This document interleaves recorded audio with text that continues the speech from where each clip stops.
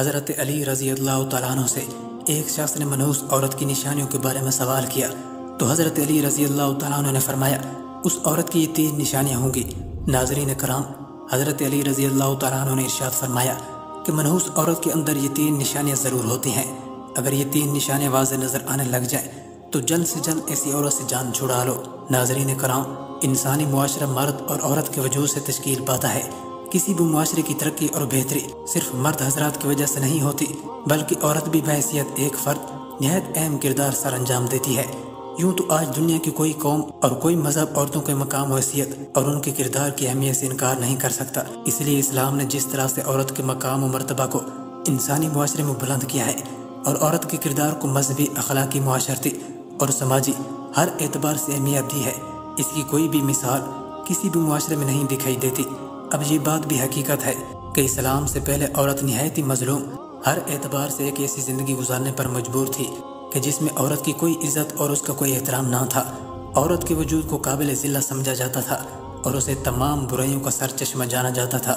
اس کے بعد اسلام کی آمد عورت کے لیے غلامی، ذلت، ظلم سے آزادی کا پیغام تھی۔ اسلام نے ان تمام رسم و رواج کو مکمل طور پر ختم کر دیا جو عورت کے انسانی وقار کے خلاف تھی، اور عورت کو حقوق عطا کیے جس سے معاشرے میں اس کی عزت و احترام کی مستحق ہوئی، جس کے مستحق مرد ہیں۔ محترم ناظرین، اسلامی تعلیمات کے لحاظ سے عورت کو تو پہلا روپ ہی اس دنیا میں رحمت ہے۔ بیٹی بن کر پورے خاندان کے دلوں پر راج کرتی ہے، بہن بن کر بھائی کی سچی اور مخلص دوست اور ماں کا بازو بن جاتی ہے، اور جب بیوی بنتی ہے تو ہمیشہ ساتھ نبھانے والی، ہر دکھ اور سکھ کا ساتھی بن جاتی ہے۔ تو اللہ تبارک و تعالیٰ اس کا مرتبہ اس قدر بلند کر دیتا ہے کہ جنت کو اٹھا کر اس کے قدموں میں رکھ دیتا ہے۔ حضرت علی رضی اللہ تعالیٰ عنہ نے ارشاد فرمایا، مرد کی مردانگی کی سب سے عظیم اور بلند تر سطح یہ ہے کہ کسی مرد کی وجہ سے کبھی بھی کسی عورت کی آنکھوں میں آنسو نہ آئے۔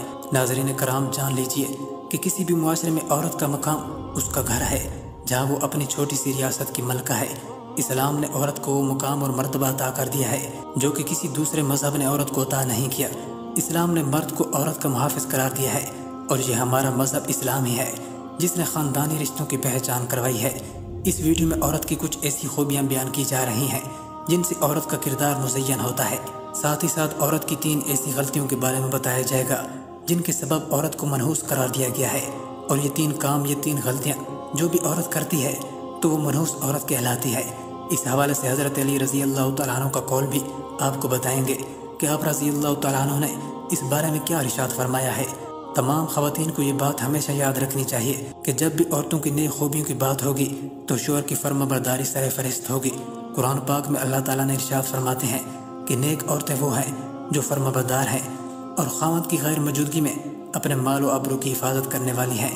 ایک مرتبہ حضور نبی کریم صلی اللہ علیہ وسلم سے پوچھا گیا کہ بہترین عورت کون سی ہے، تو آپ صلی اللہ علیہ وسلم نے ارشاد فرمایا کہ وہ عورت کہ جب اس کا خاوند اس کی طرف دیکھے تو یہ اسے خوش کر دے، اور جب شوہر اسے کوئی حکم دے تو یہ اس کی اطاعت کرے، اور اپنے جان و مال میں اپنے شوہر کا ناپسندیدہ کام بالکل نہ کرے اور اس کی مخالفت نہ کرے۔ عورت کی محبت اور اس کی اطاعت میں سب سے زیادہ حقدار اس کا شوہر ہے۔ اس کا اندازہ اس بات سے بخوبی لگایا جا سکتا ہے کہ نماز عبادت کی نہایت اعلیٰ قسم ہے اور سجدہ اس کی چھوٹی ہے، لیکن اسلام نے شوہر کا مقام و مرتبہ واضح کرنے کے لیے اتنی اونچی مثال بیان کی ہے کہ سیدنا ابو ہریرہ رضی اللہ تعالیٰ عنہ سے روایت ہے کہ نبی کریم صلی اللہ علیہ وسلم نے فرمایا کہ اگر میں اللہ تعالیٰ کے سوا کسی اور کو سجدہ کرنے کا حکم دیتا تو بیوی کو اپنے شوہر کو سجدہ کرنے کا حکم دیتا۔ پھر آپ صلی اللہ علیہ وسلم نے ارشاد فرمایا، اس ذات کی قسم جس کے قبضے میں محمد صلی اللہ علیہ وسلم کی جان ہے، عورت اپنے رب کا حق ادا نہیں کر سکتی جب تک وہ اپنے شوہر کا حق ادا نہ کرے، حتیٰ کہ اگر اس کا شوہر اسے بلائے اور وہ سواری پر ہو تب بھی اپنے آپ کو نہ روکے۔ حدیث مبارکہ میں ہے کہ جس شوہر کو اپنی بیوی سے تکلیف پہنچتی ہے جنت کی حوریں اسے بد دعا دیتی ہیں۔ نیک عورت کی ایک خوبی ستر و حاجات کی مکمل پابندی کرنا ہے۔ مسلمان عورت کے لیے پردہ کرنا اسلام کی خصوصیات میں سے ایک ہے۔ پردے میں مسلمان عورت کی عزت و وقار کی حفاظت ہے۔ پردہ ایک رحمت ہے۔ اسلام نے عورت کو انتہائی بیش قیمتی سرمایہ قرار دیا ہے، اس لیے اس کی حفاظت کا خصوصی انتظام بھی کیا ہے۔ زمانہ جاہلیتی میں پردے کا کوئی رواج نہیں تھا، اور یہ صرف اور صرف ایک ہی اسلامی حکم ہے، یعنی اسلام نے پردے کا حکم نافذ کیا ہے۔ خواتین یہ بات بھی جان لیں کہ ان کے لیے اپنے شوہر کی اطاعت کتنی اہم ہے۔ قرآن و حدیث میں اس کی تاکید اس طرح سے آئی ہے کہ جو کام بھی کرو اس میں اپنے شوہر کی اجازت حاصل کرو۔ اس سلسلے میں چند احادیث یہاں پیش کی جا رہی ہیں کہ نبی کریم صلی اللہ علیہ وسلم نے ارشاد فرمایا کہ کوئی عورت اپنے شوہر کی موجودگی میں اس کی اجازت کے بغیر نفلی روزہ نہ رکھے۔ اس کے علاوہ بھی چند نیک خوبیوں کا ذکر کریں گے، لیکن پہلے آپ کو حضرت علی رضی اللہ تعالیٰ عنہ کے فرمان کے مطابق بتاتے ہیں کہ بدبخت اور منحوس عورت کی 3 نشانیاں کون کون سی ہیں۔ کہا جاتا ہے کہ ایک مرتبہ ایک شخص حضرت علی رضی اللہ تعالیٰ عنہ کے پاس آیا اور عرض کرنے لگا کہ یا علی، وہ کون سی عورت ہے جو گھر کے لیے منحوس ہوتی ہے؟ تو حضرت علی رضی اللہ تعالیٰ عنہ نے فرمایا، اے اللہ کے بندے، اللہ تعالیٰ نے کسی بھی انسان کو منحوس پیدا نہیں فرمایا، مگر افسوس کہ یہ انسان کے اعمال ہی ہوتے ہیں جو انسان کی زندگی کو پریشانی میں دھکیل دیتے ہیں۔ تو وہ شخص حضرت علی رضی اللہ تعالیٰ عنہ سے پوچھنے لگا کہ یا علی، وہ کون سے کام ہے؟ تو حضرت علی رضی اللہ تعالیٰ عنہ نے ارشاد فرمایا، گھر کے لیے وہ عورت پریشانی کا سبب بنتی ہے جس کی رگ رگ میں یہ 3 عیب پائے جاتے ہیں۔ پہلا یہ کہ وہ اپنے گھر والوں کی غیبت کرتی ہو اور ادھر کی باتیں ادھر بتاتی ہو، جبکہ دوسرا یہ کہ وہ بار بار جھوٹ بولتی ہو۔ تیسرا عیب جو کسی عورت کو منحوس بنا دیتا ہے، نبی کریم صلی اللہ علیہ وسلم کے فرمان کے مطابق جو عورت اپنے شوہر کے بلانے پر اس کے پاس نہ جاتی ہو تو فرشتے آسمان سے ایسی عورت پر لعنت بھیجتے رہتے ہیں، اور ایسی عورت گھر کے امن و چین اور سکون کے لیے منحوس ہوتی ہے۔ محترم ناظرین، جان لیجئے کہ یہ 3 عادات ہیں جو کسی بھی عورت میں ہوں تو اپنے ساتھ ساتھ اپنے گھر والوں کو بھی برباد کر دیتی ہے اور اس گھر میں خوشحالی اور سکون کو برباد کر دیتی ہے۔ یہ 3 کام کسی بھی عورت کو ہرگز نہیں کرنے چاہیے، جبکہ ان 3 کاموں میں سے 2 کام تو ایسے ہیں جو عورت کے ساتھ ساتھ مردوں کو بھی نہیں کرنے چاہیے، یعنی غیبت کرنا اور جھوٹ بولنا، کیونکہ یہ بہت بڑا گناہ ہے۔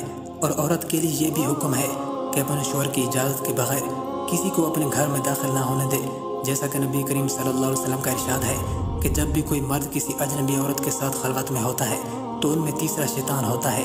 اس لیے عورت کو چاہیے کہ کسی مرد کو اجازت نہ دے کہ اس کے شوہر کی غیر موجودگی میں گھر کے اندر داخل ہو، اور اسی طرح سے ایک مسلمان مرد کو بھی چاہیے کہ کسی اجنبی اور غیر محرم عورت کے پاس اس کے شوہر کی غیر موجودگی میں نہ جائے، جیسا کہ نبی کریم صلی اللہ علیہ وسلم کا ارشاد ہے کہ کوئی مرد کسی غیر محرم عورت کے پاس اس کے شوہر کی غیر موجودگی میں نہ جائے۔ اسی طرح عورت کے لیے بھی ضروری ہے شوہر کی اجازت کے بغیر کسی غیر محرم سے بات نہ کرے۔ اس سلسلے میں ارشاد باری تعالیٰ ہے کہ اے ازواج مطہرات، تم دیگر عورتوں کی طرح نہیں ہو، اگر تمہیں خوف ہے پس تم اپنی آواز میں لچک پیدا نہ کرو کہ جس سے مریض دل انسان اپنے دل میں لالچ پیدا کرے، اور تم بھلی اور درست بات کرو۔ معلوم ہوا کہ عورت کی آواز میں بھی پردہ ہے اور وہ ان شرائط کے ساتھ اجنبی مردوں سے بات کر سکتی ہے۔ نمبر 1، آواز میں لچک، شیریں اور مٹھاس نہ ہو۔ نمبر 2، صرف ضرورت کے وقت بات کریں۔ نمبر 3، پردے میں رہ کر بات کریں۔ دعا ہے کہ اللہ تعالی ہمیں درست طریقے سے سمجھنے اور اس پر عمل کرنے کی توفیق عطا فرمائے اور ہمیں برے اعمال سے محفوظ فرمائے، آمین۔